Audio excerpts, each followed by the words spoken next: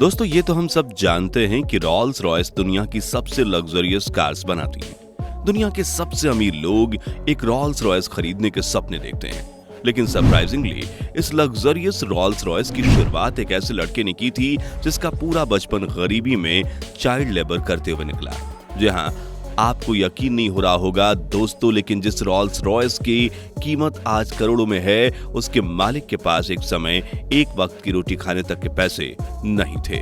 तो आइए दोस्तों, वीडियो को शुरू करते हैं। उससे पहले यदि आप हमारे चैनल पर नए हैं तो चैनल को सब्सक्राइब करना ना भूलें और वीडियो को अंत तक जरूर देखें। कहानी की शुरुआत होती है 1863 में। इंग्लैंड के एक छोटे से गांव में जन्म होता है एक हेनरी रॉयस का। जब रॉयस केवल 4 साल के थे तब उनके फादर का बिजनेस बर्बाद हो गया और पूरी फैमिली सड़क पर आ गई। लेकिन यह तो केवल प्रॉब्लम की शुरुआत थी। इसके बाद महज 9 साल की उम्र में रॉयस अपने फादर को खो देते हैं, जिस कारण उनकी मदर को मेड का काम करना पड़ा। रॉयस न्यूज़पेपर डिलीवरी करने लगे। तब तक रॉयस का फ्यूचर डार्कनेस से भरा हुआ था। 14 साल की उम्र में उनकी लाइफ में एक टर्निंग पॉइंट आया। उनकी एक आंट ने हेनरी में पोटेंशियल देखा। वो the great northern railway company में गई।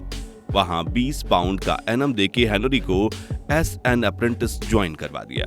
अगले 3 सालों तक रॉयस दिन रात एक करके दर्जनों बुक्स पढ़ते हैं और फैक्ट्री में प्रैक्टिकली काम करके कॉम्प्यूटरी, मैथ्स और सबसे इंपॉर्टेंट इलेक्ट्रॉनिक्स का काम सीखते हैं। 17 साल की उम्र में अब वह फुली कैपेबल मैकेनिक बन चुके थे। 21 साल की उम्र आते तक वह मैक्सिमम वेस्टर्न नाम की कंपनी में एज अ इंजीनियर काम कर रहे थे। लेकिन फाइनेंशियल डिफिकल्टीज के चलते यह कंपनी बंद होने वाली थी। ऐसे में रॉयस के पास कई और कंपनी में जॉब लेने का ऑप्शन था, लेकिन उन्होंने खुद की इलेक्ट्रिकल इंजीनियरिंग कंपनी खोलने का फैसला कर लिया। उन्होंने अपनी 20 पाउंड की सेविंग इस्तेमाल की और मैनचेस्टर में एक छोटी सी ऑफिस स्पेस की शुरुआत की।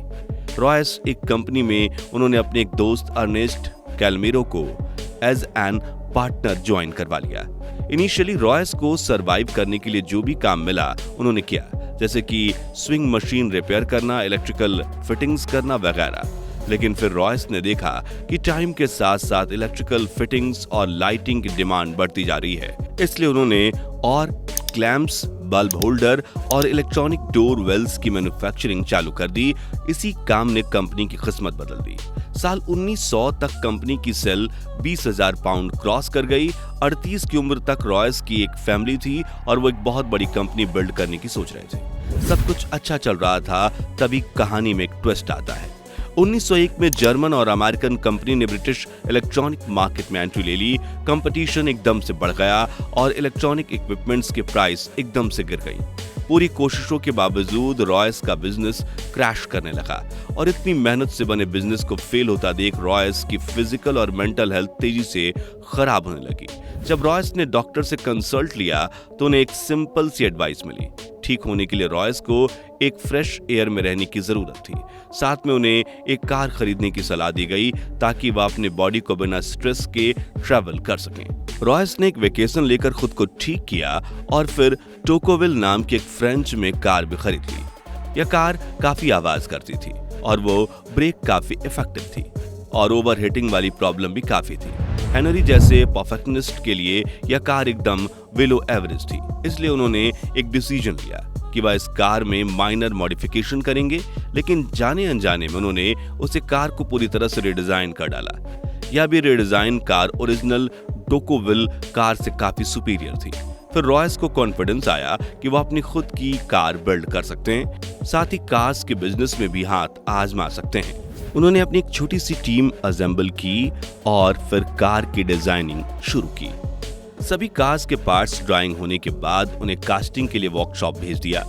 इवेंचुअली रॉयस की 10 हॉर्स पावर की 2 सिलेंडर कार शॉप लेने लगी और ऑलमोस्ट हर एक्सपेक्ट जैसे काइटनेस, लाइटनेस, ड्यूरेबिलिटी और रिलायबिलिटी में ये कार हर मौजूद कार से बेटर थी।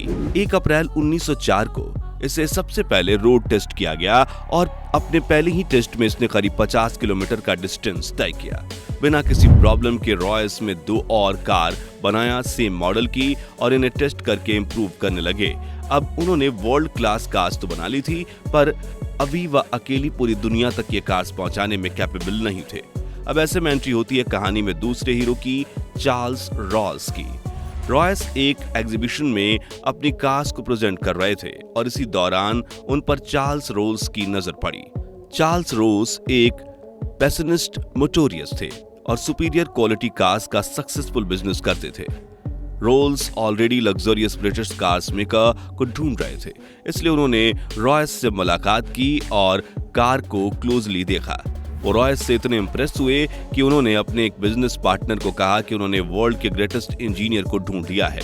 अगले 3 महीने में इन कार्स को बेचने के लिए चार्ल्स रॉस और हेनरी रॉयस एक जॉइंट एग्रीमेंट के वेंचर को साइन करते हैं और इस वेंचर से बिकने वाले कारों का नाम होने वाला है रॉल्स रॉयस। मार्च 1906 में रॉल्स रॉयस लिमिटेड को ऑफिशियली स्टैब्लिश्ड किया गया और सबसे पहले 4 रॉल्स रॉयस 10, 15, 20 और 30 हॉर्स पावर वाली रॉल्स रॉयस को सप्लाई करने का डिसीजन लिया जाता है। रॉल्स का मानना था कि किसी भी कार का मार्केटिंग करने का सबसे अच्छा तरीका रेसिंग टूर्नामेंट में पार्टिसिपेट करना है, इसलिए रोल्स ने oil of main tourist trophy जैसे प्रेस्टिजियस टूर्नामेंट में पार्टिसिपेट किया और रॉल्स रॉयस की कार उस टूर्नामेंट को जीत भी गई। उन्होंने इन कार में नई स्पीड रिकॉर्ड भी बनाए। 1906 के एंड में रॉयस ने 40 और 50 हॉर्स पावर और 6 सिलेंडर के साथ एक मॉडल लॉन्च किया। इसकी बॉडी का कलर सिल्वर था और ये चलाने में बेहद स्मूथ और साइलेंट थी, बिल्कुल एक घोस्ट की तरह, इसलिए इसका नाम सिल्वर घोस्ट रखा गया। कार को मार्केट करने के लिए रॉल्स ने 24,000 किलोमीटर एंडूरियस टेस्ट प्लान किया, जिसमें सिल्वर घोस्ट को संडे छोड़कर 2.5 महीनों तक दिन और रात चलाया गया और 24,000 किलोमीटर तक का डिस्टेंस कवर किया गया। सिल्वर घोस्ट ने बिना किसी प्रॉब्लम के ये टेस्ट पास किया। इसके अलावा रोल्स ने कई और डेमोन्स्ट्रेशन ऑर्गेनाइज किया, जिसमें उन्होंने सिल्वर घोस्ट को विस्पर टेस्ट से गुजारा। इस टेस्ट में कार के बोनेट के ऊपर एक कॉइन को बैलेंस करते हुए उसे बिना गिरे चलाते थे, जिससे प्रूफ होता था कि ये कार बिल्कुल एक्सट्रीमली स्मूथ है। इन्हीं स्ट्रेटजी से सिल्वर घोस्ट चारों तरफ दुनिया में best car in the world में पॉपुलर हो गई। उस समय के किंग, क्वींस और इंडस्ट्री लीडर्स की फर्स्ट चॉइस बन गई। रॉल्स रॉयस के पार्टनरशिप का डिसीजन एक मास्टर स्ट्रोक साबित हुआ। 12 जुलाई 1910 में वो राइट फ्लायर नाम का एक प्लेन उड़ा रहे थे। फ्लाइट के दौरान एयरक्राफ्ट का टेल सेक्शन टूट गया और प्लेन 100 फीट की ऊंचाई से क्रैश कर गया। इस हादसे में 32 साल के चार्ल्स रोल्स ने अपनी जान गंवा दी। अनफॉर्चुनेटली प्लेन क्रैश में जान गंवाने वाले वो ब्रिटेन के पहले इंसान बने। इस हादसे ने रॉयस को डीपली इम्पैक्ट किया और इस लॉस से उभरने की कोशिश वो कर ही रहे थे कि उन्हें 1911 में एक और झटका मिला। उनकी हेल्थ तेजी से खराब होने लगी और उन्हें डॉक्टर ने बताया कि उन्हें बॉयल कैंसर है।